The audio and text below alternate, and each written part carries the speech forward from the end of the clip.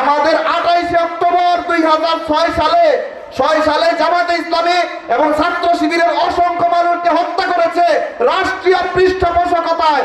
আপনার প্রতিবেশীর দাড়ি ধরে, আলিমের দাড়ি ধরে নিয়ে গেছে, আপনি কিচ্ছুই বাধা দেন নাই। এরপরের পর আপনার পালা, মনে রাখুন। কাজেই ইসলাম বিরোধী কোন অপশক্তি এই দেশে যেন না থাকতে পারে। এরা আমার জন্য হুমকি, আপনার জন্য হুমকি, আপনার সন্তানের জন্য হুমকি। কবে আপনার সন্তানকে রাস্তার থেকে উঠিয়ে নিয়ে গণধর্ষণ করে মৃত্যুর কোলে তাকে ফেলে দিবে, হত্যা করবে, আপনি তার বিচার চাইতে যাবেন, থানায় মামলা দিবে না? এই রাষ্ট্রের নানান জায়গায় ইসলাম বিদ্বেষ।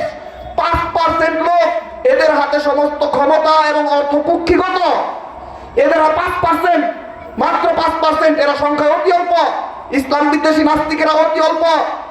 ইসলাম বিদ্বেষী মুরতাদেরা, শাহবাগীরা কত পার্সেন্ট? অথচ সংস্কৃতির ময়দান, বিভিন্ন মিডিয়াগুলো ওদের দখলে। আপনি আমি কি করছি? আমাদের ক্ষমতা নেই?